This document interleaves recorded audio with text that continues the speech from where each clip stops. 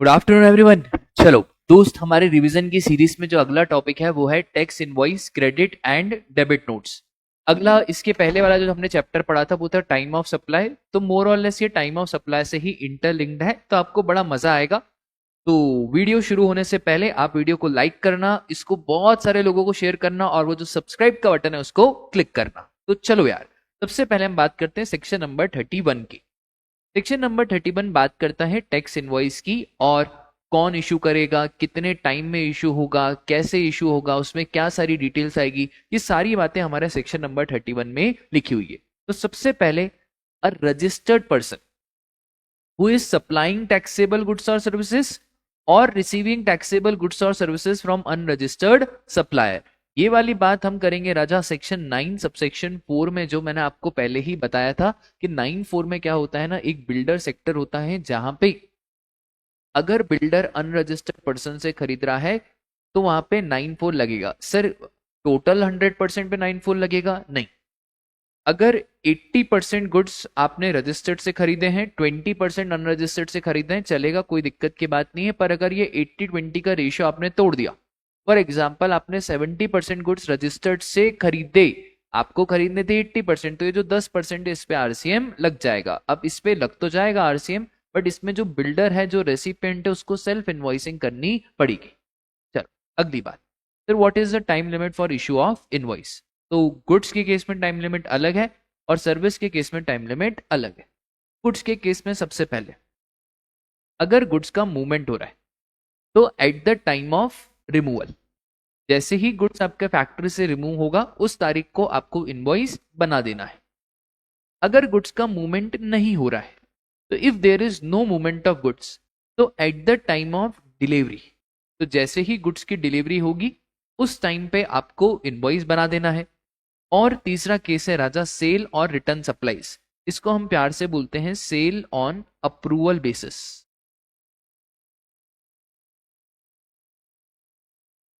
ये sale on approval basis, sir for example जैसे jewellery वाले भैया हैं, तो ज्वेलरी वाले भैया आपके घर पे आएंगे, आपको 6 ज्वेलरी रख के चले गए, और इन 6 ज्वेलरी में से आपको बोला कि यार बता देना, पसंद आ रही है तो हाँ, नहीं आ रही है तो ना। तो इन 6 ज्वेलरी में से आपने 4 ज्वेलरी तो बता दी कि भैया ये हमको एक्सेप्ट हो गई है, इसको हम एक्सेप्ट करते हैं। तो भैया जैसे ही एक्सेप्ट हो गई, आप उससे पहले पहले इनवॉइस बना दो। एक ज्वेलरी सामने वाले ने रिजेक्ट कर दी, तो जब रिजेक्ट कर दी तो कोई दिक्कत की बात ही नहीं है, कोई इनवॉइस बनाना नहीं है। पर जो एक ज्वेलरी है वो आज भी ऐसी के ऐसी पड़ी है, और सामने वाला ना तो हाँ बोल रहा है ना तो ना बोल रहा है। हमने बहुत बार सामने वाले से पूछा कि भैया आपको ये एक्सेप्ट करना है, वो बोल रहा है मैं बताऊंगा और मैं बताऊंगा, पर बहुत ज्यादा टाइम हो चुका है। तो लॉ मेकर बोलता है अगर सेल और रिटर्न सप्लाईज है या तो बिफोर या at the time of supply, but maximum हम कितना टाइम वेट करेंगे, within 6 months from the date of removal, whichever is earlier. For example अगर आज की बात करूं 21 फैब, और 21 फैब को मैंने ज्वेलरी रिमूव कर दी, और ये जो एक ज्वेलरी है इसका अभी तक कुछ पता ही नहीं है, 4-5, अगर 6 महीने हो गए, 6 महीने का मतलब है 21 मार्च, 21 अप्रैल, 21 मई, 21 जून, 21 जुलाई और 21 अगस्त। तो 21 अगस्त को आपको क्या बनाना पड़ जाएगा, इनवॉइस बनाना पड़ जाएगा, और इसको हम डीम्ड सप्लाई मान लेंगे। ठीक है। सर्विसेज के केस नॉर्मल है, 30 दिन के अंदर अंदर from the provision of service, completion of service, उसके 30 दिन के अंदर अंदर इनवॉइस बना दो। Banking, insurance, financial institution, NBFC, वहां पे आपको 45 डेज की लिमिट दी जाती है। कंटिन्यूस सप्लाई ऑफ गुड्स है। सबसे पहले कंटिन्यूस सप्लाई ऑफ गुड्स का मतलब क्या होता है? सर एक ऐसा कॉन्ट्रैक्ट जहां पे गुड्स रोज रोज कंटिन्यूसली सप्लाई हो रहे हैं on a recurrent basis. For example जो दूध वाले भैया हमारे घर पे आते हैं, continuous supply of goods. For example जो न्यूज़पेपर वाले भैया हमारे घर पे आते हैं, that is also continuous supply of goods. अब ये कंटिन्यूस सप्लाई ऑफ गुड्स के केस में आपको कब इनवॉइस बनाना है? तो बिफोर और at the time of statement और पेमेंट। या तो सप्लायर आपको हर महीने स्टेटमेंट बना के देगा, तो बिफोर, या स्टेटमेंट अगर नहीं बना के देगा तो आप पेमेंट तो करोगे, तो या तो स्टेटमेंट की डेट ले लो या तो पेमेंट की डेट ले लो। ठीक है। सर अगर दोनों की डेट दी हो स्टेटमेंट और पेमेंट तो दोनों में से जो अर्लियर होगा वाली डेट ली जाएगी। इसके बाद what about continuous supply of service. अब कंटिन्यूअस सप्लाई ऑफ सर्विस में एक चीज याद रखना, कंटिन्यूअस सप्लाई ऑफ सर्विस का मतलब होता है वो सर्विस जिसकी लाइफ 3 महीने से ज्यादा है। जैसे कोचिंग की service is a continuous supply of service, और जैसे फॉर एग्जांपल वो वाईफाई घर में आ रहा है date is also continuous supply of service. ऐसी बहुत सारी कंटिन्यूअस सप्लाई ऑफ सर्विस है जिसमें जो लाइफ रहती है वो 3 महीने से ज्यादा। सबसे पहले due date of payment is ascertainable from the contract. अगर कॉन्ट्रैक्ट में ड्यू डेट ऑफ पेमेंट के बारे में लिखा हुआ है तो ऑन और before due date of payment. अगर कॉन्ट्रैक्ट में due date of payment ascertainable नहीं है तो बिफोर और at the time of receipt of payment. मतलब अगर ड्यू डेट असर्टेनेबल नहीं है तो पेमेंट तो होगा ना, तो फिर बिफोर और at the time of payment. और if payment is link to completion of an event, कि जैसे जैसे इवेंट के साथ हमने पेमेंट को लिंक कर दिया, फॉर एग्जांपल NHAI, तो जो रोड बनाता है NHAI वहां पे जो पेमेंट देता है वो कैसे पेमेंट देता है, वो इवेंट के हिसाब से पेमेंट देता है कि भैया 100 किलोमीटर हो गया तो 10 करोड़ रुपए ले लेना, 200 किलोमीटर हो गया तो फर्दर 10 करोड़ ले लेना। तो ऐसे ही इवेंट के हिसाब से पैसा दिया जाता है। तो यहाँ पे कब इनवॉइस बनेगा, ऑन और before the completion of that event. ठीक है, अब आ जाओ आगे। एक इंपॉर्टेंट पॉइंट, सबसे पहला जो इंपॉर्टेंट पॉइंट है वो है राजा insurance, banking company, financial institution, NBFC and a telecom operator. याद रखना टेलीकॉम ऑपरेटर में है तो 30 दिन ही है ना।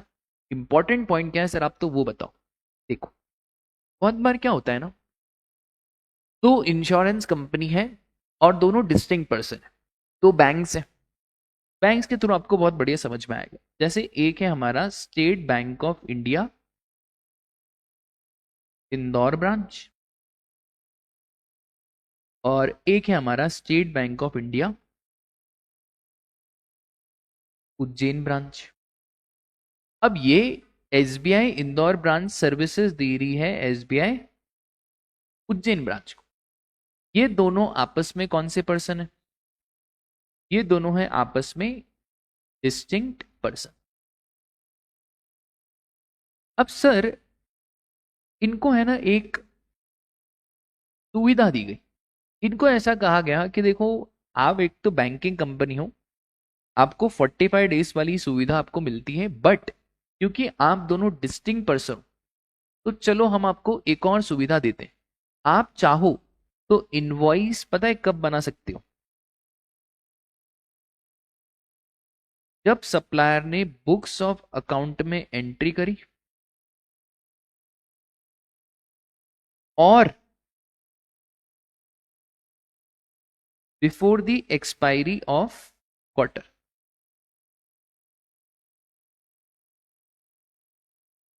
ठीक है, विच एवर इज अर्लियर। तो इन्होंने एक सिंपल सा पॉइंट लिखा हुआ है कि सर और other class of supplier as may be notified by government making taxable supply between distinct person may issue invoice before or at the time such supplier record the same in his books of account or before the expiry of the quarter। ठीक है, बस इतनी सी बात आपको ध्यान रखनी है। ठीक है, अच्छा इसमें ये टेलीकॉम ऑपरेटर भी आएगा तो वो ध्यान रखना। चलो सर कंटिन्यूअस सप्लाई सर्विस ये ऑलरेडी कवर हो गया, इसका मतलब क्या होता है। हाँ एक और चीज सर, फॉर एग्जाम्पल अपन ने 4 फ्लोर का कॉन्ट्रैक्ट लिया है और payment is link to completion of an event, और हमने ऐसा कॉन्ट्रैक्ट कराया है कि 4 फ्लोर के हम 2 करोड़ रुपए बिल्डर साहब को देंगे। 2 फ्लोर के बाद हमारा मन खट्टा हो गया और हमको लगा यार ये बिल्डर इतने ढंग से घर बना नहीं रहा है, तो बस हम 2 फ्लोर के बाद हम कॉन्ट्रैक्ट कैंसिल करना चाह रहे हैं। तो डाउट ये आया क्या सर इनवॉइस जब बनेगा तो पूरे अमाउंट का बनेगा, नहीं राजा, 2 करोड़ 4 फ्लोर का तो 2 फ्लोर का 1 करोड़, तो प्रोपोर्शनेटली इनवॉइस कम हो जाएगा, तो फिर जो 1 करोड़ है उसके ऊपर ही क्या बन जाएगा आपका इनवॉइस बन जाएगा। है तो देखो in case where supply ceases under a contract the invoice shall be issued at the time when the supply ceases. जैसे ही सप्लाई खत्म हो गई तब इनवॉइस इशू हो जाएगा। और टू द एक्सटेंट ऑफ सब सप्लाई, जितना काम हुआ है बस उतना ही इनवॉइस इशू हो जाएगा। चलो इसके बाद what are the content of tax invoice, पूरी क्वेश्चन आ सकता है 5 मार्क्स के लिए। Name address and GSTN of supplier, serial number not exceeding 16 characters, name address and GST of recipient. फिर अगर अनरजिस्टर्ड रेसिपेंट है और वैल्यू ऑफ सप्लाई 50,000 या उससे ज्यादा है तो भी आपको name address along with delivery address state code ये लिखना पड़ेगा। पर अगर 50,000 से कम है तो सिर्फ आपको नेम एड्रेस तभी लिखना है जब रेसिपिएंट आपसे रिक्वेस्ट करे। इसका मतलब है सर 50,000 से ज्यादा तो लिखना ही है, वहां पे तो कंपलसरी है, पर अगर 50,000 से कम है तो तभी लिखना है जब रेसिपिएंट आपसे क्या कर रहा है, रिक्वेस्ट कर रहा है। उसके बाद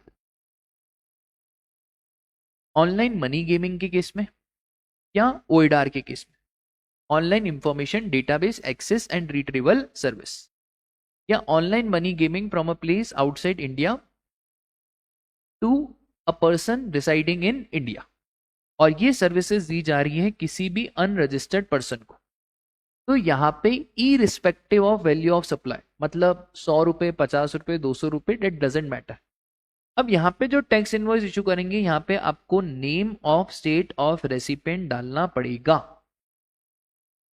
सिर्फ स्टेट का नाम ही डाल दोगे तो भी चलेगा, पूरा एड्रेस लिखने की जरूरत नहीं है।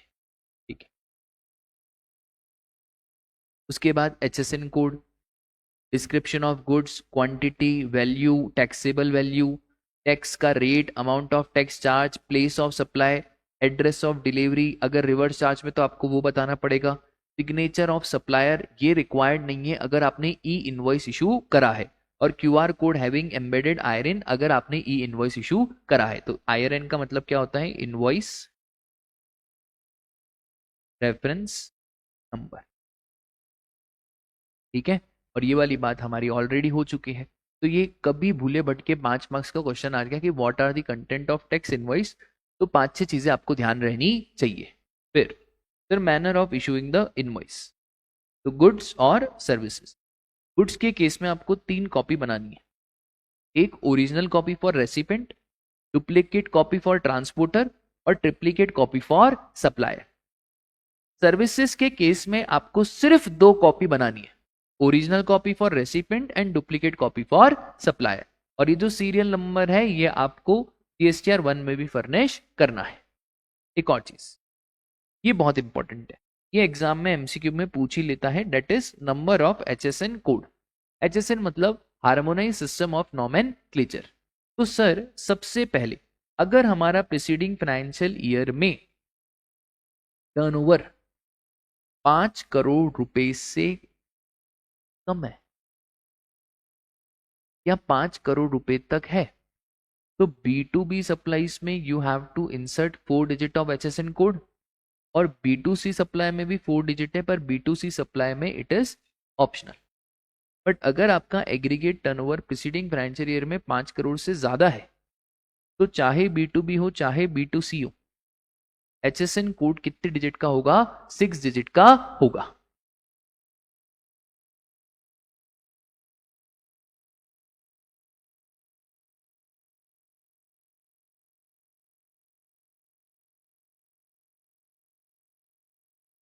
ठीक है, चलो बढ़े आगे, बहुत बढ़िया। इसके बाद अगला इंपॉर्टेंट टॉपिक ई इनवॉइस। अब देखो ये ई इनवॉइस क्या होता है।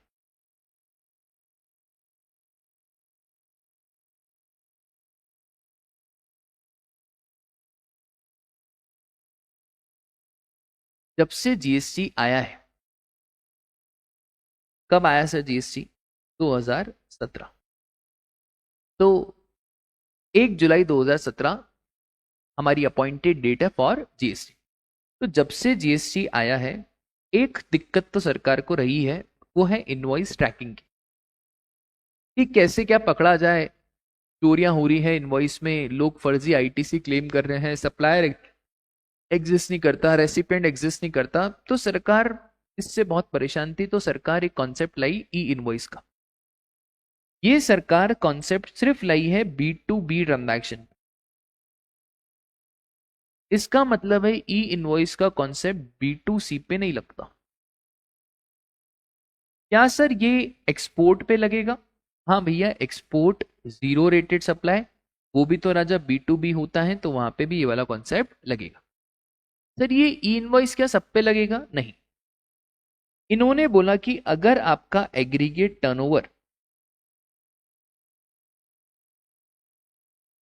5 करोड़ रुपए से ज्यादा है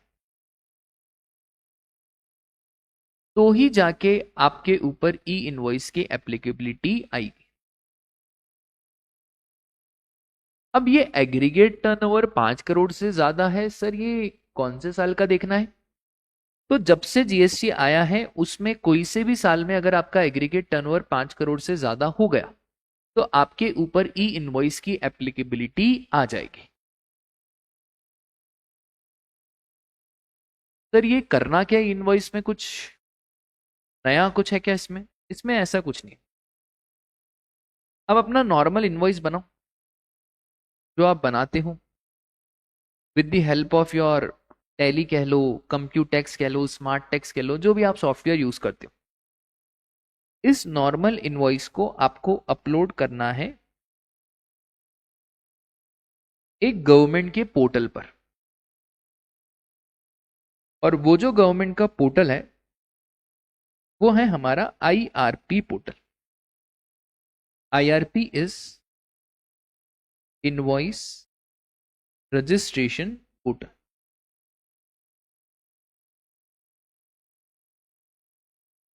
जैसे ही आप इस इनवॉइस रजिस्ट्रेशन पोर्टल पे अपलोड करोगे तो आपके पास एक फाइल आ जाएगी जिसमें IRN नंबर जनरेट हो जाएगा। IRN नंबर मतलब इनवॉइस रेफरेंस नंबर। सर ये कितने डिजिट का होगा? तो ये होगा आपके 64 डिजिट का हैश कोड। ठीक है, बस इतनी सी बात ही आपको ई इनवॉइस में ध्यान रखनी। अब सरकार ने बहुत सारे केसेस में कुछ कुछ सप्लायर को ई इनवॉइस से एग्जिम्प्ट करा हुआ है, रेसिपेंट को नहीं, सप्लायर को। सर वो कौन कौन से सप्लायर हैं? तो बैंकिंग कंपनी है, फाइनेंशियल इंस्टीट्यूशंस है, NBFC है, इंश्योरेंस है, SEZ है, एक्सेट्रा, जो अभी मैं आपको बताऊंगा कि जिस सरकार ने इन सप्लायर को एग्जेम्प्ट करा हुआ है। तो बस यही है हमारा ई इनवॉइस। तो चलो देखें सर, इसको बनाना है तो all the registered person with an aggregate turnover based on PAN greater than 5 crore, not equals to 5 crore. तो अगर आपके जितने भी पैन पे नंबर हैं जीएसटी के, सबको जोड़ के अगर आपका एग्रीगेट टर्नओवर कोई से भी ईयर में 5 करोड़ से ज्यादा हो गया इन preceding financial year from 17-18 onwards, 17-18 में हो गया, 18-19 हो गया, 19-20 कोई से भी साल में हो गया, तो फिर आपको बनाना पड़ेगा क्या? ई इनवॉइस। ठीक है, तो सर ई इनवॉइस तो बना देंगे, पर क्या सारे केसेस में इनवॉइस बनाना है? नहीं, only in respect of B2B supplies और इन रिस्पेक्ट ऑफ एक्सपोर्ट। तो इसका मतलब है सर B2C सप्लाईज पे ई इनवॉइस की एप्लीकेबिलिटी नहीं आती है। मतलब B2C के लिए जैसा आप पहले इनवॉइस बना रहे थे वैसा ही आप इनवॉइस बनाओगे। ठीक है सर। फिर सर ई इनवॉइस और कहां कहां पे एप्लीकेबल नहीं है? तो इनपुट सर्विस डिस्ट्रीब्यूटर जो CA फाइनल में आप पढ़ोगे, इनके लिए भी ई इनवॉइस एप्लीकेबल नहीं है। फिर कोई ऐसा ट्रांजैक्शन जहां पे रिवर्स चार्ज में पेमेंट हो रहा है, क्या ई इनवॉइस बनेगा? सर देखो, रिवर्स चार्ज हो रहा है, फॉरवर्ड चार्ज हो रहा है, date doesn't matter. B2B transaction है क्या? तो अगर B2B ट्रांजैक्शन है तो फिर ई इनवॉइस की एप्लीकेबिलिटी आ जाएगी, फिर भले उसका टैक्स रिवर्स चार्ज में रेसिपेंट ही क्यों ना पे करे। ठीक है, बहुत बढ़िया। सर 9(4) में ई इनवॉइस आएगा क्या? राजा 9(4) में सप्लायर अनरजिस्टर्ड होता है, रेसिपेंट रजिस्टर्ड होता है, और ई इनवॉइस की एप्लीकेबिलिटी आती है कब? B2B के केस में। अब यहाँ पे B2B तो है ही नहीं, ये तो C2B है, तो यहाँ पे ई इनवॉइस की कोई भी जरूरत नहीं है। ठीक है सर, ये कौन सा फॉर्म फॉर्म याद रखना आप, फॉर्म GST INB 01, और जैसे ही अपलोड करोगे तो पोर्टल का नाम तो IRP है, और आपको एक हैश कोड जनरेट हो जाएगा जिसको बोला जाएगा क्या, इनवॉइस रेफरेंस नंबर। फिर इस QR कोड में क्या क्या कंटेन होगा, तो इस QR कोड में सप्लायर का GSTN, रेसिपेंट का GSTN, invoice number, date of generation of invoice, invoice value, कितने लाइन आइटम से, जितने भी आइटम से वो सब लिखो। HSN code of main item, अगर सर बहुत सारे आइटम है तो आपको उसका HSN कोड लिखना पड़ेगा जिसकी हाईएस्ट एक्सेसिबल वैल्यू है। फिर इनवॉइस रेफरेंस नंबर और date of generation of IRN। ठीक है, अगला ये मैंने आपको बता दिया, GST INB 1 IRP पे अपलोड करेंगे। IRP एक वेबसाइट है, ज्यादा इसके ऊपर फोकस मत करना। IRN नंबर बस ये ध्यान रखना 64 डिजिट्स का होता है। Sir advantage of e invoice, ये पढ़ने की कोई जरूरत नहीं है, अब एग्जाम में शायद ही पूछेगा what are the advantages of e invoice, बस एक बार इसको देख लेना, निगाहें घुमा लेना, not important from exam point of view. ये very very important. Situation in which e invoice is applicable, तो राजा B2B इनवॉइस लगेगा। Export by notified person, sir notified person मतलब वो पर्सन जिनका टर्नओवर 5 करोड़ से ज्यादा है उसको बोला जाता है नोटिफाइड पर्सन। फिर B2C सप्लाई, भूल जाओ B2C सप्लाईज में तो ई इनवॉइस की बात ही नहीं होगी। इनवॉइस इशूड बाय ISD, कोई इनवॉइस की बात नहीं होगी। सर 9.3, तो 9.3 में तो ई इनवॉइस एप्लीकेबल है क्योंकि B2B ट्रांजैक्शन है। 9.4 में ई इनवॉइस नॉट एप्लीकेबल। फिर इंपोर्ट ऑफ गुड्स, तो इंपोर्ट ऑफ गुड्स में भी ई इनवॉइस नॉट एप्लीकेबल। ठीक है, बस ये ध्यान रखना। सर अगर आपने ई इनवॉइस बनाया तो बहुत बढ़िया, आपको ना तो डुप्लीकेट ना तो ट्रिप्लीकेट कॉपी बनाने की जरूरत है। ई इनवॉइस है तो फिर सब चीजें हो गई, फिर आपको कुछ डुप्लीकेट ट्रिप्लीकेट कॉपी नहीं बनानी। अगला very very important, exemption from e invoice. Special economic zone units को एग्जम्पशन है, SEZ डेवलपर को एग्जम्पशन नहीं है। यहाँ पे SEZ डेवलपर नहीं, मतलब SEZ डेवलपर को तो ई इनवॉइस बनाना पड़ेगा। और ये सब जितनी भी कैटेगरी हैं वो बात कर रहे हैं किसकी, सप्लायर की। इसका मतलब है अगर मैं, मेरी बिजनेस एंटिटी का टर्नओवर 5 करोड़ से ज्यादा है और मैं सप्लाई कर रहा हूं SEZ यूनिट को, क्या ई इनवॉइस बनाना पड़ेगा? हाँ राजा, ई इनवॉइस बनाना पड़ेगा, क्योंकि फिर जो SEZ यूनिट है वो रेसिपेंट हो गया। और ये जो यहाँ पे एग्जाम्पशन है ये फॉलोइंग क्लास ऑफ सप्लायर को एग्जाम्पशन दी गई है। उसके बाद insurance, banking company, financial institution including NBFC, कोई इनवॉइस नहीं बनाना। इनके खुद के कायदे कानून बहुत ज्यादा स्ट्रिक्ट है, तो क्या अपन इनको GST के लपेटे में ले। GTA, सर GTA को तो बहुत सारे एग्जाम्पशन दिए गए वरना ये हड़ताल कर देते। तो GTA in relation to transportation of goods, फिर पैसेंजर ट्रांसपोर्टेशन सर्विस, इन्हें भी नहीं बनाना। फिर person supplying services by the way of cinematography film, cinema वाले को भी नहीं बनाना। और government department and local authorities, इन्हें भी इनवॉइस नहीं बनाना। ठीक है सर, एक बात बताओ, अगर रेसिपेंट गवर्नमेंट डिपार्टमेंट हो तो ई इनवॉइस बनाना पड़ेगा। ठीक है सर, इसको याद कैसे करेंगे? इसको देखो ऐसे याद रखो, हम सब पूरी क्लास वाले एक पिक्चर देखने गए सिनेमा में। सर हम कैसे गए, तो हम है ना बस करा के गए। सर पिक्चर में क्या दिखाया गया था, तो पिक्चर बहुत ही बढ़िया थी, और ये जो पिक्चर थी ये स्पॉन्सर करी थी, पता है किसने? गवर्नमेंट ने स्पॉन्सर करी थी। और इस पिक्चर में भैया सर्विस सेक्टर, और सर्विस में भी स्पेशली पता है कौन सा sector, banking, insurance, financial institution, इस सेक्टर के बारे में बताया गया था। तो ये तो बहुत नॉलेज वाली पिक्चर है। हाँ, और इस पिक्चर में ये भी बताया गया था कि SEZ कौन होता है, SEZ यूनिट क्या होता है। और आपको पता है जैसे ही पिक्चर खत्म हो गई हमारी बस का टायर पंचर हो गया। अब जैसे ही टायर पंचर हो गया तो हमने एक GTA को बोला कि डियर GTA, क्या आप हमें हमारी गाड़ी में बिठा देंगे क्या? तो GTA ने हमको हमारी गाड़ी में बिठा दिया। बस this is what exemption from e invoice. ध्यान रख पाओगे क्या? बस ऐसे ही ध्यान तो रखना पड़ेगा ना राजा यार। चलो उसके बाद जब आपने ई इनवॉइस नहीं बनाया, इसलिए नहीं बनाया क्योंकि you are exempt from e invoice, तो आपको ऐसा डिक्लेरेशन देना पड़ेगा कि आई और we hereby declare that our aggregate turnover in any preceding financial year is more than the aggregate turnover, although हमारा turnover 5 करोड़ से ज्यादा है, but फिर भी we are not required to prepare the invoice in terms of provision of the said sub rule। ठीक है, अगला ये मैंने आपको पहले ही बता दिया कि एसईजेड यूनिट्स की बात करी है, एसईजेड डेवलपर्स की बात नहीं करी है, मतलब एसईजेड डेवलपर्स को ई इनवॉइस बनाना पड़ेगा। ठीक है, फिर सर ई इनवॉइस का एग्जाम्शन पूरी एंटिटी को दिया गया है। इसका मतलब यह है कि अगर बैंकिंग कंपनी बुलियंस बेच रही है तो यह बैंकिंग कंपनी को एग्जाम्शन है इनवॉइस से, फिर बैंकिंग कंपनी जो भी काम करे उससे कोई लेना देना नहीं है। ऐसे हमने ट्रांजैक्शन वाइज या सेक्टर वाइज इसको बाइफरकेट नहीं करा है। ठीक है, बहुत बढ़िया। तो ये वर्क इनवॉइस है तो बहुत सिंपल है, इसको आप छोड़ दो, ये कोई काम का नहीं है। मैंने बताया ना, इसको अपलोड करना रहता है, जावा फाइल रहती है, नॉट इम्पॉर्टेंट।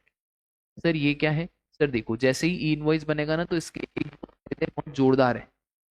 अब आपने सरकार के पोर्टल पे अपलोड तो कर दिया, इसका फायदा क्या? इसका सबसे बड़ा फायदा तो यह है कि जैसे ही आप अपना रिटर्न भरोगे तो ऑटोमेटिकली जीएसटीआर 1 में आपको वो ट्रांजैक्शन दिख जाएगा जिसका आपने ई इनवॉइस बनाया था।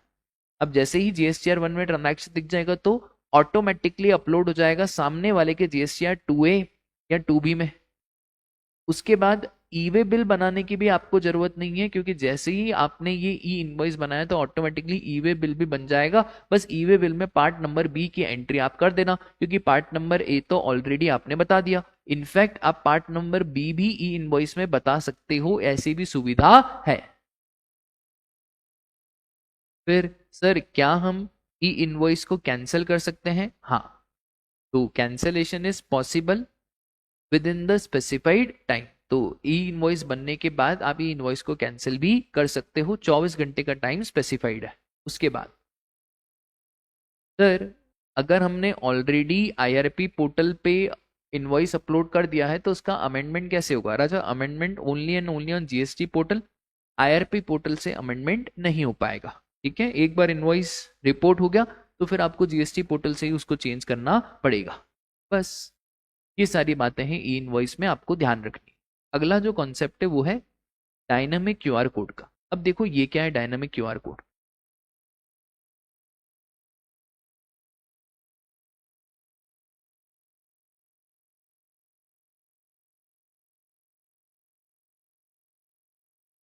देखो ई इनवॉइस का कॉन्सेप्ट तो सरकार ने बता दिया कि भैया B2B ट्रांजैक्शंस पे आपको ये करना है, but what about B2C transaction? B2C transaction पे तो सरकार ने कुछ भी नहीं बोला। तो देखो क्या है ना, सरकार को ये चीज तो मालूम है कि ट्रांजैक्शंस डिजिटली इंटीग्रेट बहुत हो रहे हैं, क्यों ना इस चीज का फायदा लिया जाए। तो सरकार ने क्या बोला कि अगर आपका एग्रीगेट टर्नओवर जब से जीएसटी आया है 17 18 18 19, तो फाइनेंशियल ईयर 17 18 से लेकर टिल डेट मतलब फाइनेंशियल ईयर 24 25 तक, इन सालों में अगर आपका एग्रीगेट टर्नओवर 500 करोड़ से ज्यादा है कोई से भी साल में, सर 2025 तो अभी खत्म नहीं है, हाँ बस होने ही वाला है ना, बचा कितना, 1 महीना बाकी है फाइनेंशियल ईयर, वो खत्म हो जाएगा। ठीक है, तो भैया हाँ, अगर करंट डेट की बात मानो तो 2023-24। अब सुनो ध्यान से, अगर आपका टर्नओवर 500 करोड़ से ज्यादा हो गया तो फिर सरकार बोलती है अब आपको पता है क्या बनाना पड़ेगा? Dynamic QR code. सर ये क्या है डायनामिक क्यूआर कोड? देखो बहुत सिंपल है, जितने भी सप्लायर हैं जिनका टर्नओवर 500 करोड़ से ज्यादा है उन्हें कस्टमर को एक फैसिलिटी देनी पड़ेगी, पेमेंट फैसिलिटी, जिसको बोला जाएगा डायनेमिक क्यूआर कोड। सर ये जो फोन पे का क्यूआर कोड लगा रहता है यही क्या? ये नहीं बेटा, ये क्यूआर कोड थोड़ा सा स्पेशल है।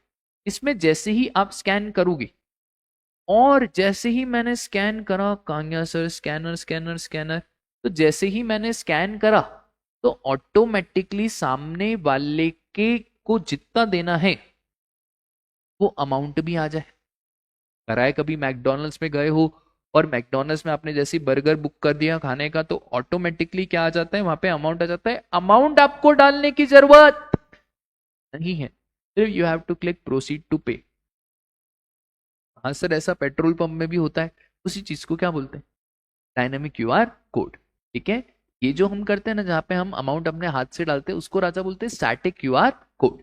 तो ये सरकार ने सप्लायर को बोला कि भैया डायनामिक क्यूआर कोड दो, और इसके अंदर बहुत सारी डिटेल्स, सप्लायर का जीएसटी नंबर, रेसिपिएंट का जीएसटी नंबर है या नहीं है वो देखना पड़ेगा, है तो बता दो। पर सर यहाँ पे है ना, रेसिपिएंट का जीएसटी नंबर है तो फिर वो B2B ट्रांजैक्शन हो जाएगा, और ये स्पेसिफिकली कहाँ पे बना हुआ है बेटा, B2C ट्रांजैक्शन, तो रेसिपिएंट का जीएसटी नंबर नहीं दिखेगा। ठीक है, और भी बहुत सारी डिटेल आएगी आपके डायनामिक क्यूआर कोड में। बस इतना सा पॉइंट है। ठीक है, देखो ध्यान से देखो, कहाँ पे sir dynamic QR code, all the B2C invoices, इसको बनाना है। अगर आपका टर्नओवर 500 करोड़ से ज्यादा, बहुत बड़े बड़े लोग, मैकडोनल्ड, डोमिनोज, इनकी बातें कर रहे हैं। ठीक है, तो डायनामिक क्यूआर कोड का पर्पस क्या है, डिजिटल पेमेंट का डायनामिक क्यूआर कोड का पर्पस है ताकि डायरेक्टली आपके अकाउंट से ही पेमेंट हो जाए और आपको इतना लोड भी ना लेना पड़े। ठीक है, फिर आ जाओ सर, एक बात बताओ, किसी इंसान के पास यूआईएन नंबर है, तो क्या उसको हम B2B माने या B2C माने? तो अगर किसी के पास यूआईएन नंबर है तो उसको B2C माना जाएगा, और क्योंकि उसको B2C माना जाएगा तो उधर भी कौन सा कोड एप्लीकेबल हो जाएगा, डायनामिक क्यूआर कोड एप्लीकेबल हो जाएगा। ठीक है, तो any person who has obtained UIN is not a registered person. फिर इंपॉर्टेंट पॉइंट कि डायनामिक क्यूआर कोड में कौन कौन सी डिटेल्स आनी चाहिए, सप्लायर का जीएसटी नंबर, सप्लायर की यूपीआई आईडी, पेई का bank account number, invoice number, total invoice और GST amount along with GST breakup. ठीक है, इसके बाद non applicability of dynamic QR code. Important question है कि डायनामिक क्यूआर कोड कहां पे एप्लीकेबल नहीं है, तो देखो ध्यान से। Insurance banking company, sir e invoice भी इनके ऊपर एप्लीकेबल नहीं था, सही बात है। टीटीए, सही बात है। फिर पैसेंजर ट्रांसपोर्टेशन, सिनेमा वाले, और यहां पे है ना सरकार ने एक और चीज को इंसर्ट करा है, डेट इज ओइडार। तो डियर अमेजॉन प्राइम, नेटफ्लिक्स, आपको भी डायनामिक क्यूआर कोड एप्लीकेबल कराना की जरूरत नहीं है। ठीक है, तो ओइडार वालों को भी एग्जेम्प्ट करा गया। Sir what about government department and local authority, उन्हें कोई एग्जेम्पशन नहीं है।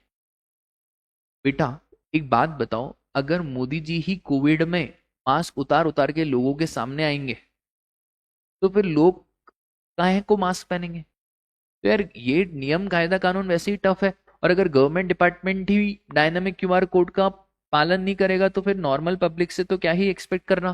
तो इसलिए dynamic QR code government department के ऊपर एप्लीकेबल है। ठीक है, ओइडार वोइडार के ऊपर एप्लीकेबल नहीं है। सर व्हाट अबाउट एक्सपोर्ट, भाई एक्सपोर्ट के ऊपर ई इनवॉइस लग गया ना, तो एक्सपोर्ट के ऊपर कोई डायनेमिक क्यूआर कोड की जरूरत नहीं है। ठीक है, कुछ कुछ स्पेशल केस। पहला special case, in case of retail sale over the counter, payment from customer is received by displaying the dynamic QR code, whereas invoice along with invoice number is generated being used by supplier after receiving the payment। बहुत बार क्या होता है ना, payment आ गया, invoice बाद में बन रहा है, या बहुत बार ऐसा भी होता है कि सप्लायर ने तो डायनेमिक क्यूआर कोड दिया था पर आपको घाई घाई में जल्दी थी तो आपने उसके स्टैटिक क्यूआर कोड पे, फोन पे, पेटीएम पे पेमेंट कर दिया। ऐसा भी हो सकता है कि सर आपने कैश से पेमेंट कर दिया। ऐसे बहुत सारे ट्रांजैक्शन हो सकते। लॉ मेकर बोलता है आप एक काम करो, कुछ भी हो जाए ना, यू जस्ट प्रोवाइड रेफरेंसिंग।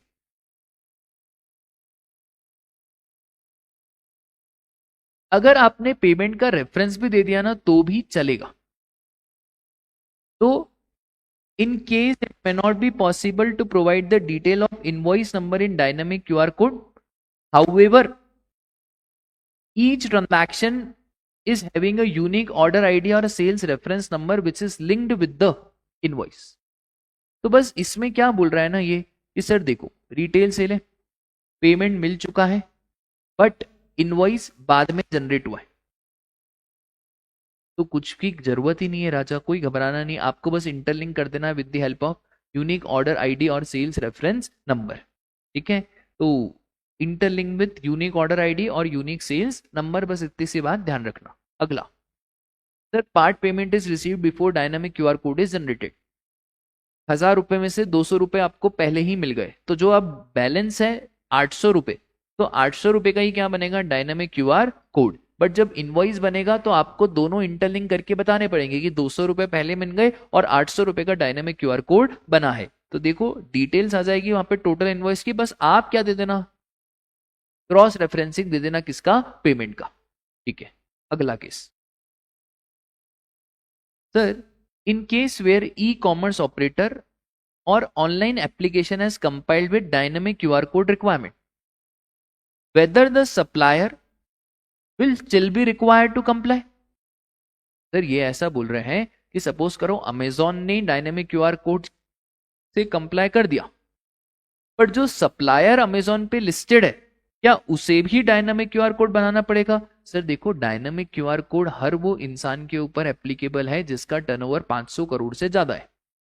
तो अगर ई इनवॉइस, अगर डायनामिक क्यूआर कोड की कंप्लायंस ई कॉमर्स ऑपरेटर ने कर ली है तो सप्लायर को भी करनी पड़ेगी। हाँ राजा, सप्लायर को भी करनी पड़ेगी अगर उसका टर्नओवर 500 करोड़ से ज्यादा है। सर अगर payment already e commerce platform पे हो चुकी है तो कोई दिक्कत नहीं, आप सिंपली क्या कर देना, क्रॉस रेफरेंसिंग कर देना। ठीक है, देखो डायनामिक क्यूआर कोड के सारे केसेस में मैं आपको यही बताऊंगा कि अगर कुछ पहले हो चुका है तो कुछ भी नहीं बेटा, इनवॉइस में क्या कर देना, क्रॉस रेफरेंसिंग कर देना। ठीक है, फिर देखो if supplier provides dynamic QR code पर कस्टमर ने विदाउट डायनामिक क्यूआर कोड पे पेमेंट कर दिया, फोन पे कर दिया, पेटीएम कर दिया, कैश दे दिया, तो क्या करें, कुछ भी नहीं राजा, आपको मैंने बोला ना एक चीज याद रखना, क्या, क्रॉस रेफरेंसिंग ऑफ पेमेंट। ठीक है, सर कैश में दे दिया, भाई क्रॉस रेफरेंसिंग बता दो कि भैया इतना अमाउंट भाई साहब ने कैश में दिया है। ठीक है, बस इतनी सी बात आपको ध्यान रखनी है। अब अगला जो टॉपिक है वो इस चैप्टर की जान है, जान, सर क्या जान, क्या इस चैप्टर की, that is revised tax invoice. बिल्कुल ध्यान से समझना, एग्जाम में क्वेश्चन आता है। देखो सपोज करो 21 फरवरी को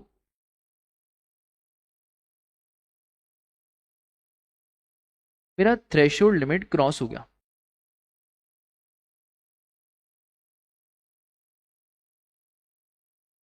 तो थ्रेशोल्ड लिमिट मतलब वही 10 लाख, 20 लाख और 40 लाख एज द केस में भी। अब लॉ मेकर बोलता है कि आप 30 दिन के अंदर अंदर जीएसटी नंबर अप्लाई कर दो। ठीक है, 21 फरवरी से 30 दिन कितने, सर देखो 28 में से 21 गए, 7 दिन तो ये हुए और 23 दिन हो गए हमारे किसके, मार्च के। तो 23 मार्च को हमारा खत्म हो रहे हैं 30 दिन। अब सपोज करो मैंने अप्लाई करा 21 मार्च को, बट जीएसटी नंबर कोई हाथों हाथ थोड़ी आ जाता है, जीएसटी नंबर आने में भी तो थोड़ा समय लगता है। तो मुझे जो जीएसटी नंबर मिला वो थोड़ा सा लेट, लेट मिला का मतलब है मुझे जीएसटी नंबर मिला फर्ज करो 5 अप्रैल को। तो 5 अप्रैल को मुझे मिला कौन सा नंबर। ठीक है, अब एक डाउट है मेरा, आप उसका जवाब देना। सर क्या डाउट है, सर आपको क्या डाउट आ गया, राजा मेरा जीएसटी नंबर कब से इफेक्टिव, पहला डाउट तो ये है। तो सर हमने ऐसा पढ़ा था सेक्शन नंबर 25 में, क्या पढ़ा था कि सर अगर क्लाइंट ने 30 दिन के अंदर अंदर अप्लाई कर दिया तो उसका जो जीएसटी नंबर है वो तब से इफेक्टिव हो जाएगा जब से थ्रेशोल्ड लिमिट क्रॉस हुई। सर क्लाइंट ने तो 21 मार्च को ही अप्लाई कर दिया, तो इसका जो जीएसटी नंबर है वो कब से इफेक्टिव हो जाएगा, 21 फरवरी से इफेक्टिव हो जाएगा। तो मैं ऐसा बोलूंगा कि जीएसटीएन इफेक्टिव फ्रॉम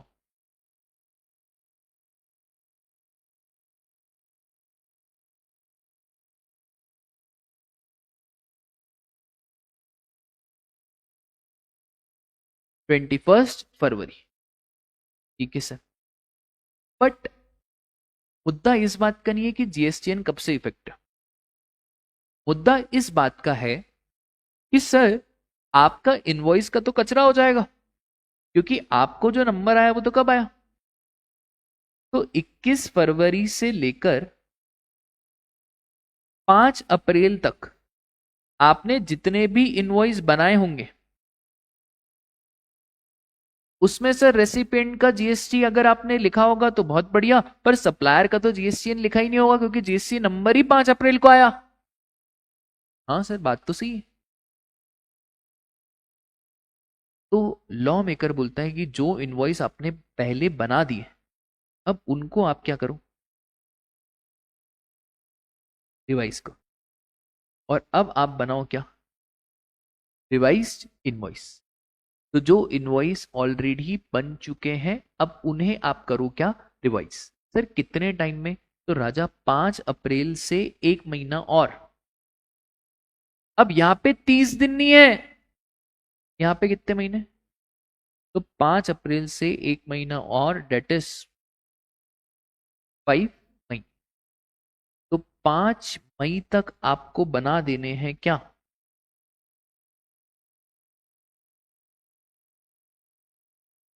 ठीक है।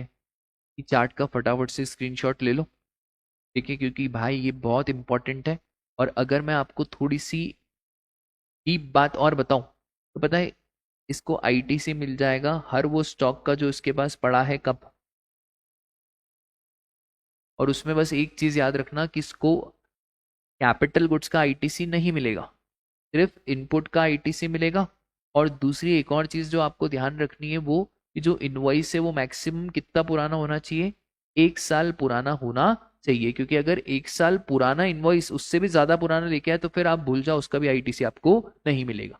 तो ये पूरे चार्ट में 2-3 कॉन्सेप्ट कवर हो गए, ठीक है। चलो सर एक बात बताओ, अगर सामने वाले ने 30 दिन में अप्लाई नहीं करा होता तो फिर इतनी दिक्कत ही नहीं आती। देखिए अगर 30 दिन में अप्लाई नहीं करा तो आपका जीएसटीएन इफेक्टिव हो जाएगा जिस दिन जीएसटी नंबर आया।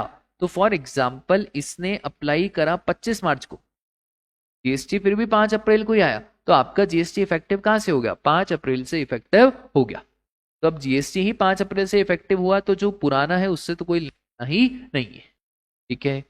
इसी को बोला जाता है रिवाइज इनवॉइस। तो देखो यार ये रिवाइज इनवॉइस क्या है, अ रजिस्टर्ड पर्सन में with in 1 month from the date of issue of certificate of registration issue the revised invoice against the invoice already issued during the period beginning with the effective date of registration till the date of issuance of certificate of registration, ठीक है। Done क्या class, ठीक है। Sir क्या हम consolidated revise invoice भी बना सकते हैं, हाँ राजा आप कंसोलिडेटेड रिवाइज इनवॉइस भी बना सकते हैं।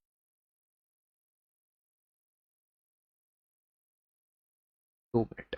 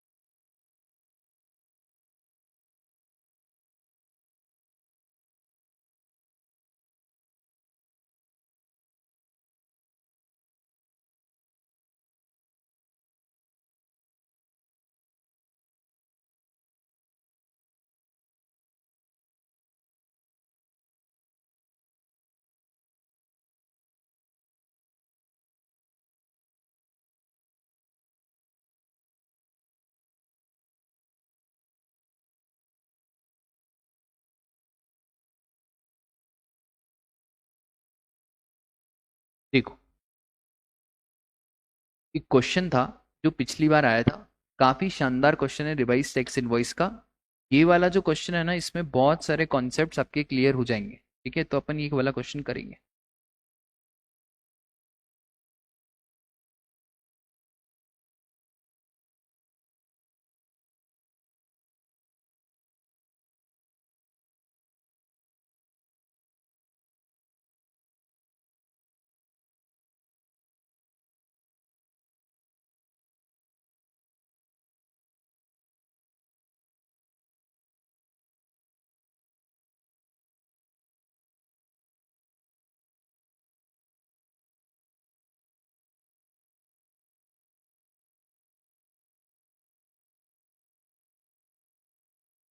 चलो अब ध्यान से देखना, इस क्वेश्चन में क्या है ना, तीन चार बातें। एक तो रजिस्ट्रेशन की भी बात है, फिर इस क्वेश्चन में कब से रजिस्ट्रेशन इफेक्टिव हो रहा है उसकी भी बात है, फिर इस क्वेश्चन में कब कौन से पीरियड का रिवाइज इनवॉइस बनाना है उसकी भी बात है।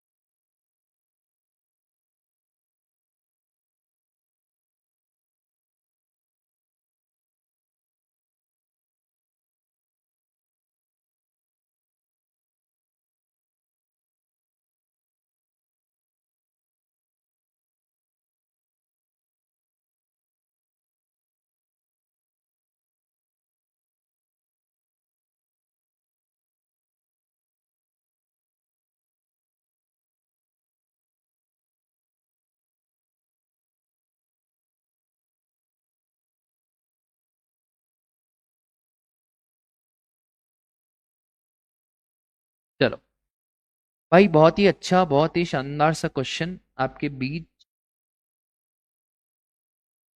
कहाँ गया सर, कहाँ गया? ये देखो। Rameshwar industries is engaged in manufacturing semiconductor in the state of Assam. It makes only intra-state supply. Following details have been made available by Rameshwar industries. कब धंधा शुरू करा, कब 10 लाख क्रॉस करे, कब 20 करे, कब 40 करे। अब देखो, intra state supply of goods में 40 लाख की लिमिट एप्लीकेबल होती है। Other than special category states और नोटिफाइड गुड्स नहीं होना चाहिए। सर ये स्पेशल कैटेगरी स्टेट्स तो है ही नहीं, एमएमएनटी में से भी नहीं आया, मणिपुर मिजोरम नागालैंड त्रिपुरा, और वो एपी यूके में भी नहीं आया, वहां पे अरुणाचल प्रदेश आसाम तो वहां पे है ही नहीं। तो सर यहाँ पे है ना, और ये नोटिफाइड गुड्स भी नहीं है, पान मसाला, टबैको, आइसक्रीम, इसकी तो कोई बात करी नहीं है। तो यहाँ पे 40 लाख वाली लिमिट एप्लीकेबल हो जाएगी। तो हमें सिर्फ इतना इंपॉर्टेंट है, date when turnover exceed 40 lakh. वो कब एक्सीड करा सर? अप्रैल 28 2024।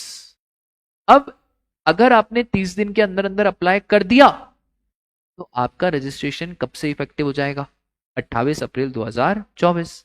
अब आपने एप्लीकेशन कर दी कब? 15 मई। अब देखते से समझ में आ रहा है सर, 30 दिन के अंदर अंदर कर दी, क्योंकि 30 दिन के अंदर अंदर कर दी तो इफेक्टिव डेट ऑफ रजिस्ट्रेशन क्या हो जाएगा? ठीक है। दूसरा ये पूछ रहे हैं, period for which revise tax invoice can be issued. अब सुनो ध्यान से, 28 अप्रैल से लेकर 29 मई तक ये जो पीरियड है, इस पीरियड के लिए आपको क्या इशू करना पड़ेगा? Revise tax invoice. एक और चीज, सर कितने टाइम में रिवाइज टैक्स इनवॉइस करना है? अरे भैया, जब जीएसटी नंबर आया उसके एक महीने के अंदर अंदर, मतलब 29 मई से लेकर 29 जून तक आपको रिवाइज टैक्स इनवॉइस, 29 जून तक रिवाइज टैक्स इनवॉइस आपको बनाना है। देखो 5 मार्क्स में कितना सिंपल क्वेश्चन आया था।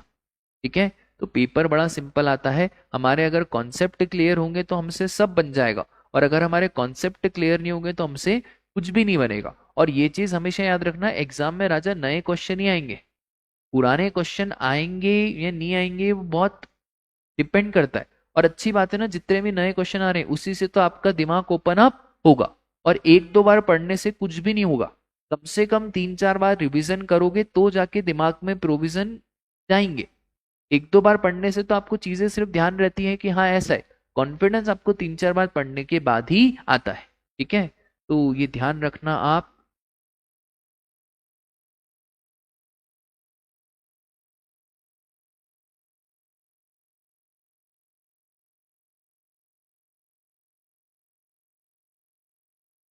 इसमें एक और चीज है जो अमेंडमेंट हुआ था, वो भी मैं आपको बताना चाहता हूँ। हाँ, एक तो ये सिंपल, और एक और चीज, क्या आप कंसोलिडेटेड भी बना सकते हो? हाँ, आप कंसोलिडेटेड भी बना सकते हो।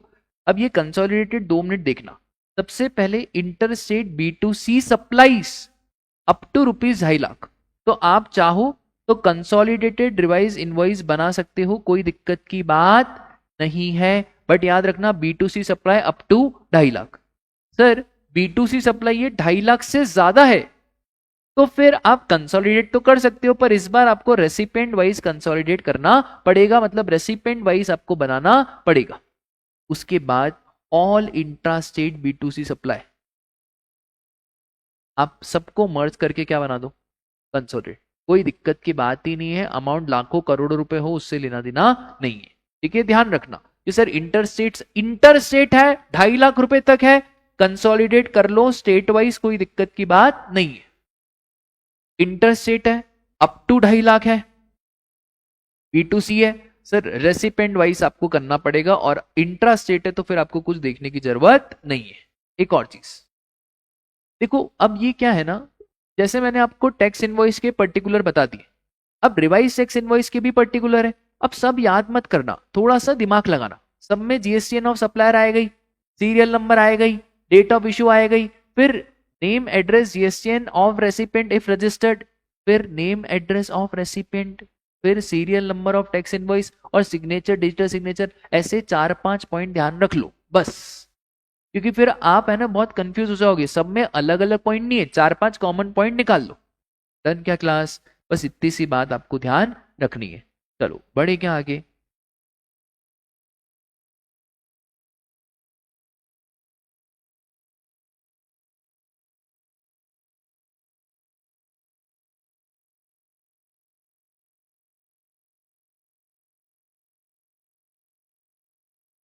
चलो ये एग्जाम्पल भी हो गया, कंसोलिडेटेड भी हो गया। उसके बाद सर अब आ जाओ छोटे छोटे पॉइंट्स पे। कंसोलिडेटेड टैक्स इनवॉइस ये बहुत ही सिंपल है।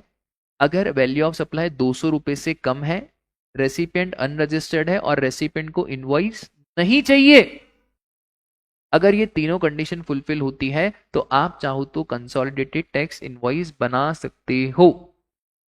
ठीक है, इसमें एक चीज याद रखना, वैल्यू ऑफ सप्लाई 200 से कम, 200 रुपए नहीं रहे, क्योंकि 200 रुपए पे कंसोलिडेशन का ऑप्शन नहीं है। रेसिपेंट अनरजिस्टर्ड और रेसिपेंट को इनवॉइस नहीं चाहिए। बट ये वाला जो ऑप्शन है 200 रुपए वाला, ये सिनेमा घर पे एप्लीकेबल नहीं है। ठीक है, तो सिनेमा घर वालों आप ध्यान रखो, आपका इनवॉइस 100 रुपए की टिकट दिखाइए आपने मंगलवार को बहुत, तो आपने जो 100 रुपए की टिकट दिखाई है उसका भी आपको इनवॉइस बनाना पड़ेगा। बट आपने जो टिकट बना दी बस उसी को हम इनवॉइस मान लेंगे GST के हिसाब से, कोई दूसरा डॉक्यूमेंट बनाने की जरूरत नहीं है। सर क्या ये 200 रुपए बिल ऑफ सप्लाई पे भी एप्लीकेबल? हाँ, तो ये 200 रुपए वाला बिल ऑफ सप्लाई के ऊपर भी एप्लीकेबल हो जाएगा। ठीक है, फिर sir what do mean by term bill of supply? जब भी सप्लायर एग्जेम्प्टेड गुड्स या सर्विसेज दे रहा है या कंपोजिशन में टैक्स पे कर रहा है, तो उस केस में टैक्स इनवॉइस बनाने की जरूरत नहीं है। उस केस में आपको क्या बनाना पड़ेगा?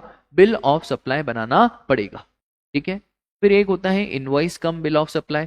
सर हम टैक्सेबल भी दे रहे हैं और एग्जेम्प्ट भी दे रहे हैं, तो उस केस में आपको एक डॉक्यूमेंट बनाना है जिसका नाम क्या है?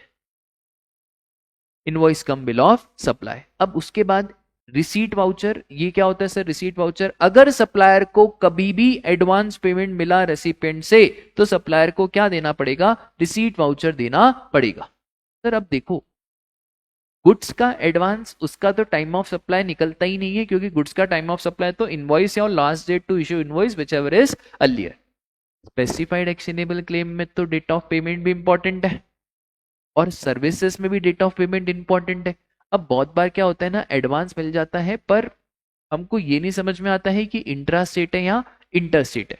और बहुत बार ये नहीं समझ में आता है हम कौन सा रेट लें, 12 लें, 18 लें, 28 लें। तो लॉ मेकर ने बोला कि अगर आपको रेट ऑफ टैक्स नहीं पता है 18 ले लो, और अगर नेचर ऑफ सप्लाई नहीं पता है तो आप उस नेचर ऑफ सप्लाई को पता है क्या मान लो, ठीक है। उसके बाद है आपका रिफंड वाउचर। सर ये रिफंड वाउचर क्या होता है? एडवांस पेमेंट आया तो रिसीट वाउचर इशू हुआ। अब रिसीट वाउचर के बाद अगर सप्लायर ने सप्लाई नहीं करा या सप्लायर ने सप्लाई भी नहीं करा और टैक्स इनवॉइस भी इशू नहीं करा, तो फिर सप्लायर को एक वाउचर इशू करना पड़ेगा, डेट इज रिफंड वाउचर। ये ध्यान रखना, ये दोनों कंडीशन होनी चाहिए, सप्लाई भी नहीं और टैक्स इनवॉइस भी नहीं, ठीक है। उसके बाद है हमारा invoice and payment voucher. Sir ये पेमेंट वाउचर क्या होता है? जब जब रेसिपेंट पेमेंट देता है और रिवर्स चार्ज मैकेनिज्म पे ट्रांजैक्शन टैक्सेबल है, तो रेसिपेंट को एक डॉक्यूमेंट इशू करना पड़ता है, date is what? Payment voucher. तो when the recipient is liable to pay the tax on reverse charge, तो 9(3) में ऐसे रिवर्स चार्ज दिए हुए हैं जहां पे रेसिपेंट को पे करना है, तो वहां पे सर पेमेंट वाउचर भी बनाना पड़ेगा। और 9(4) जहां पे सप्लायर अनरजिस्टर्ड है, रेसिपेंट रजिस्टर्ड है, वहां पे भी सर पेमेंट वाउचर बनाना पड़ेगा। सर 9(4) में कौन कौन से केसेस हैं भैया? पहला कि बिल्डर कम से कम 80% इनपुट और इनपुट सर्विसेज रजिस्टर्ड से खरीदे। अगर 79 रजिस्टर्ड से खरीदा तो एक कम खरीदा तो उसके ऊपर आरसीएम लग जाएगा। सीमेंट और कैपिटल गुड्स के ऊपर ऑलवेज ऑलवेज आरसीएम। सीमेंट और कैपिटल गुड्स अगर अनरजिस्टर्ड से खरीदा तो उस पर आरसीएम आएगा, वहां पे ये 80 और 20 का रेशियो देखने की जरूरत नहीं है, ठीक है। अब सुनो ध्यान से, sir invoice to be issued by recipient if he is liable to pay the tax under section 9(3) and 9(4) and receives the supplies from unregistered person। ये ध्यान रखना कि अगर सप्लायर अनरजिस्टर्ड है तो फिर अगर रिवर्स चार्ज का मामला है तो भैया इनवॉइसिंग करनी पड़ेगी किसको? रेसिपेंट को करनी पड़ेगी।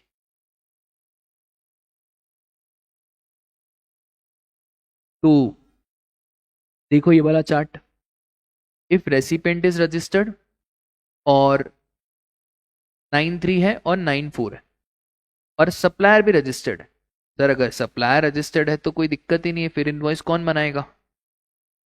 सप्लायर बनाएगा। पर अगर 9(4) है और सप्लायर अनरजिस्टर्ड है, क्योंकि 9(4) में सप्लायर तो हमेशा क्या ही होता है? अनरजिस्टर्ड, तो उस केस में रेसिपेंट को क्या बनाना पड़ेगा? इनवॉइस बनाना पड़ेगा, ठीक है। Sir what about payment voucher? तो पेमेंट वाउचर भी वैसे ही है, रेसिपेंट रजिस्टर्ड है, receives the supply on reverse charge, section कौन सा है भैया? 9(3). अगर 9(3) है, सप्लायर रजिस्टर्ड है या सप्लायर अनरजिस्टर्ड है, 9(4) में तो सप्लायर अनरजिस्टर्ड ही होगा। सर पेमेंट वाउचर तो ऑलवेज कौन बनाएगा? क्योंकि पेमेंट कौन कर रहा है? रेसिपेंट पेमेंट कर रहा है, तो पेमेंट वाउचर में तो कुछ दिमाग लगाने की जरूरत ही नहीं है, ठीक है। फिर इन 4 केसेस में डिलीवरी चालन से काम हो जाएगा।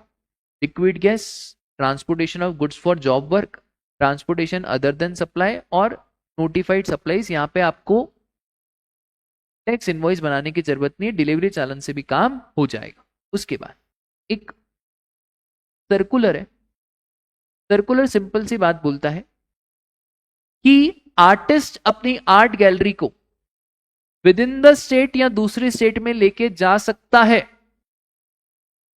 और उसे जब तक टैक्स इनवॉइस नहीं बनाना, जब तक सामने वाला आर्ट को एक्सेप्ट नहीं कर लेता। अब देखो ये क्या बोल रहा है, goods may be move within the state from the state of registration to another registration for sale on approval basis and artwork may be send to the galleries for exhibition on delivery challan along with e way bill. तो यहां पे है ना बहुत सारे cases आए। सबसे पहला आया ज्वेलरी का केस। तो ज्वेलरी के केस में ऐसा होता है कि आप रजिस्टर्ड एक जगह पे हो पर आपको घूमी घूमी करने दूसरी जगहों पे जाना पड़ रहा है। अब आप अपनी ज्वेलरी साथ में लेके जाओगे, अगर जैसे ही सामने वाला अप्रूव करेगा आप अपनी हिसाब की किताब निकालोगे और फटाफट से क्या बना दोगे।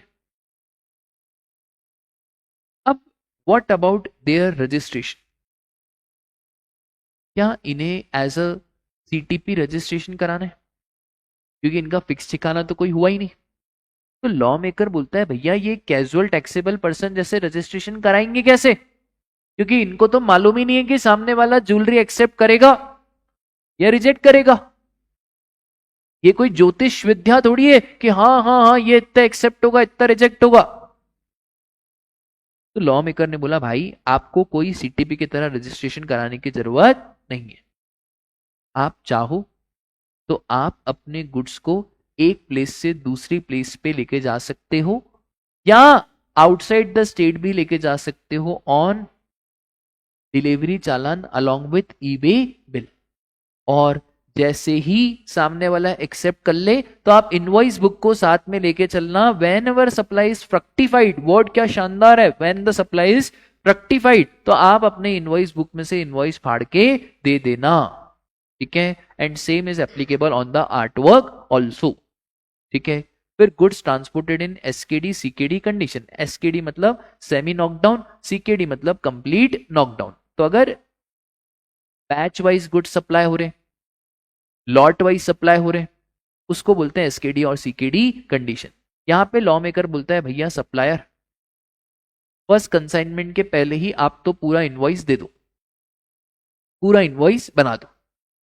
फिर जैसे ही हौले हौले आपके दूसरे कंसाइनमेंट जाएंगे तो आप क्या बनाना, अब आपको इनवॉइस बनाने की जरूरत नहीं है।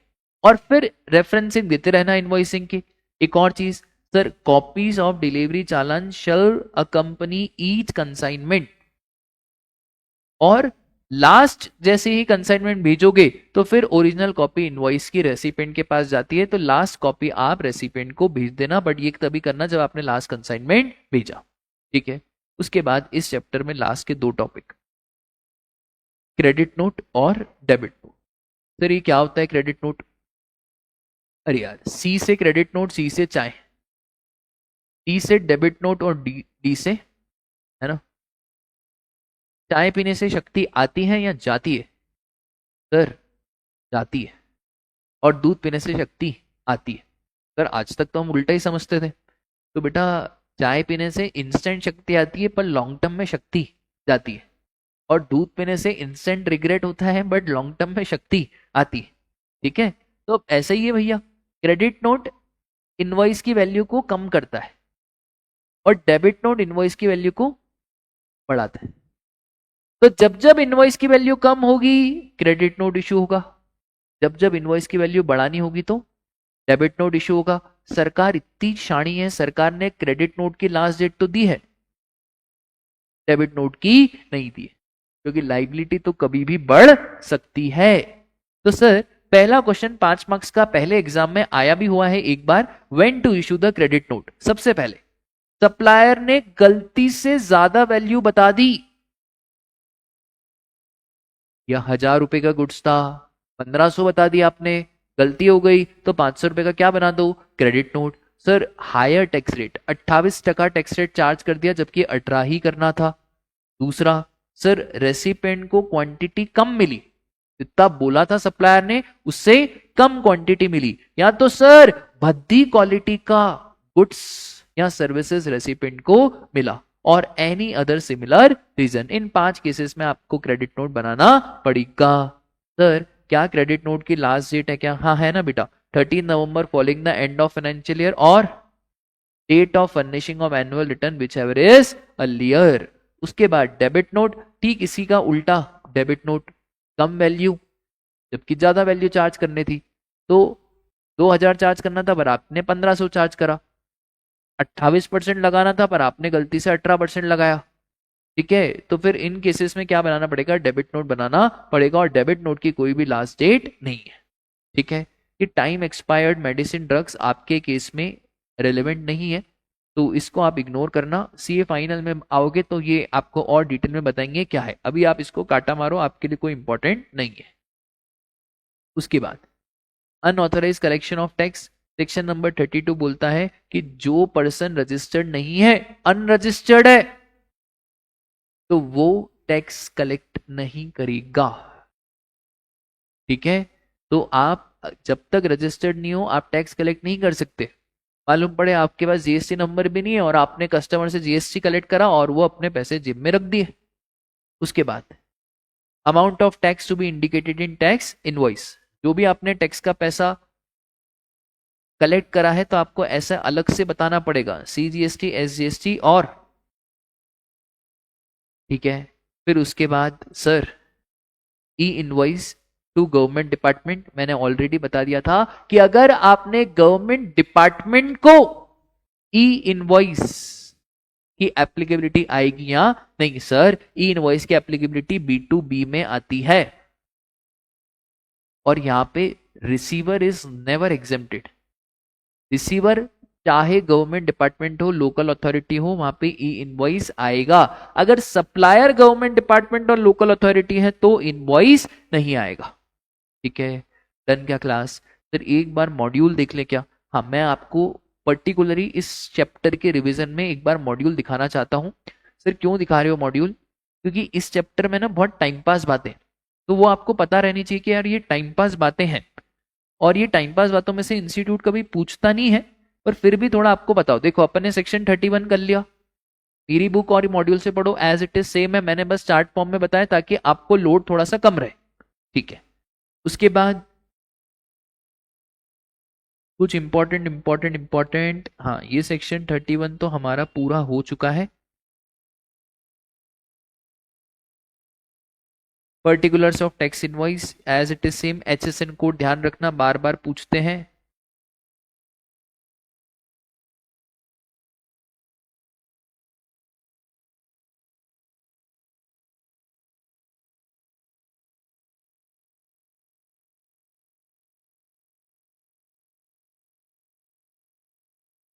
ई इनवॉइस पूरा कवर्ड है। अब देखो ये इनवॉइस में इतना सारा टाइम पास दिया है, कुछ पढ़ने की जरूरत नहीं है, जितना मैंने आपको बताया ना उतना पढ़ लेना ई इनवॉइस में, और एग्जामिशन फ्रॉम ई इनवॉइस पढ़ लेना, उसके अलावा कुछ पढ़ने की आवश्यकता बिल्कुल भी नहीं है। और घबराना मत, ठीक है? ये कुछ क्या करोगे आप ये पढ़ के, कुछ है ही नहीं, ये तो सिर्फ टेक्निकल एस्पेक्ट है। जब आप प्रैक्टिकल आर्टिकलशिप में करोगे ना तो तब जाके ये काम आएगा, अभी आपका ये कुछ काम की चीजें नहीं है। ठीक है, चलो उसके बाद सर कुछ छूट रहा है क्या? हाँ, अब ये देखो इतना सारा टाइम पास ई इनवॉइस का दिया है, IRN नंबर क्या होता है, कौन सा फ्लो कैसा होता है, कुछ नहीं पढ़ना। मैं आपको बोल रहा हूँ मेरे पे भरोसा रखो, मेरे पे ट्रस्ट रखो, नहीं पढ़ना मतलब नहीं पढ़ना। ठीक है, बहुत बढ़िया। तो उसके बाद डायनामिक क्यूआर कोड, ये हमने ऑलरेडी डिस्कस कर लिया। Dynamic QR code, revise tax invoice का पूरा एक्सट्रैक्ट बता दिया। हाँ, अब ये particular of revise tax invoice एक बार रीड मान लेना, 3-4 चीजें भी याद रहेगी ना, तो अगर गलती से एग्जाम में 5 नंबर का थ्योरी क्वेश्चन पूछ लिया तो सही रहेगा। ठीक है, उसके बाद अब देखो particulars of bill of supply. अब ये मैंने मेरे नोट्स में नहीं डाला, इसलिए नहीं डाला राजा, अगर बिल ऑफ सप्लाई के पर्टिकुलर्स आ भी गए तो मैं आपको बता रहा हूँ ना जुगाड़। Name address of supplier, consecutive serial number, date of issue, name address of registered recipient, HSN code, ये 5-6 चीजें याद कर लो, हर में यही है। मतलब सब में वो टैक्स इनवॉइस वाली बातें ही है क्या? हाँ। फिर सर रिसीट वाउचर, अब particulars of receipt voucher as it is same. अब रिसीट वाउचर है तो थोड़ा बुद्धि लगाओ, एडवांस तो एक पॉइंट चिपका देना, what amount of advance taken. ठीक है, फिर सर रिसीट वाउचर के बाद रिफंड वाउचर है, हाँ तो रिफंड वाउचर में एडवांस तो आएगा ही आएगा, बट इंपॉर्टेंट क्या है, अमाउंट ऑफ। डन क्या क्लास? कोई घबराने जैसी बात नहीं है। Payment voucher, sir payment voucher तब जब रेसिपिएंट रिवर्स चार्ज में पेमेंट करता है, तो यहाँ पे इंपॉर्टेंट क्या है, और बाकी तो एज इट इज क्या है रे, एज इट इज सेम है, इसी को बोलते हैं स्मार्ट वर्क। ठीक है, फिर उसके बाद इस चैप्टर में थोड़ी सी टाइम पास की बात, जो MCQ पॉइंट ऑफ व्यू से इतू सी इंपॉर्टेंट है। पहली टाइम पास की बात है insurance, banking company, financial institution और NBFC। क्या टाइम पास है? इनके लिए ये ऑप्शनल इंफॉर्मेशन है, इनको सीरियल नंबर डालने की जरूरत नहीं है और रेसिपेंट का एड्रेस डालने की जरूरत नहीं है। ठीक है, तो no serial number and no address, बहुत बढ़िया। सर एक इन्होंने एक और चीज बोला है, मैंडेटरी इंफॉर्मेशन, ये तो डालना ही है, सीरियल नंबर और एड्रेस को छोड़ के जो सब रूल 46 में दिया है वो सब इनको इंफॉर्मेशन डालनी पड़ेगी। फिर a customer may avail numerous services from bank, और ये चाहे तो एक consolidated at the end of the month, during the month और at the end of the month, bank चाहे तो कंसोलिडेटेड इनवॉइस भी बना सकती है। सर क्या बैंक को सिग्नेचर करना है? अगर डिजिटल सिग्नेचर है तो आपको मैनुअल सिग्नेचर करने की जरूरत नहीं है। जीटीए, अब देखो मेरे को पता नहीं अंदर से आ रहा है, इस बार 5 मार्क्स का अगर इनको टाइम पास क्वेश्चन पूछना हुआ तो ये पूछेंगे कि what are the mandatory information that is required in case of. अब याद नहीं करना, थोड़ा स्मार्ट वर्क करना है। जीटीए मतलब गाड़ी वाला कंसाइनमेंट नोट इशू करेगा, तो पहले तो weight of consignment, name of consignor, name of consignee, sir गाड़ी का रजिस्ट्रेशन नंबर, कौन से गुड्स ट्रांसपोर्ट हो रहे हैं, ओरिजिन प्लेस, डेस्टिनेशन प्लेस और GSTN of the person liable for paying tax और other information as may be prescribed. Done. Sir passenger transportation, ना तो सीरियल नंबर डालना है ना ही एड्रेस डालना है, ठीक है। और फिर वही बात सर, फिर उसके बाद सिनेमा वालों के लिए तो रेसिपेंट की डिटेल डालने की जरूरत नहीं है, और जो इन्होंने टिकट इशू करी उसी को हम टैक्स इनवॉइस मान लेंगे। बोलो माता रानी की जय, ठीक है। ये डिलीवरी चालान है, डिलीवरी चालान के टाइम पास चीजें कि क्या क्या डिलीवरी चालान में होना चाहिए, ठीक है। बहुत बढ़िया, और कुछ है क्या इसमें? बस यही सारी चीजें हैं। इसमें मैंने आपको बहुत शानदार रिवीजन कराया राजा, ठीक है। मैंने आपको ये भी बता दिया कि देखो मॉड्यूल में ये सब चीजें दी हुई है जो आपको एक बार ऊपर ऊपर से देख के चले जाने, और आप अगर चाहो तो सिर्फ ये वाला रिवीजन वीडियो भी देखोगे ना तो आपका काम हो जाएगा। वीडियो अच्छी लगी हो तो लाइक करो, शेयर करो, और वो जो सब्सक्राइब का बटन है उसको क्लिक करो, और जो बेल आइकन है उसको फटाफट फटाफट से प्रेस कर दो। टाटा बाय बाय, थैंक यू।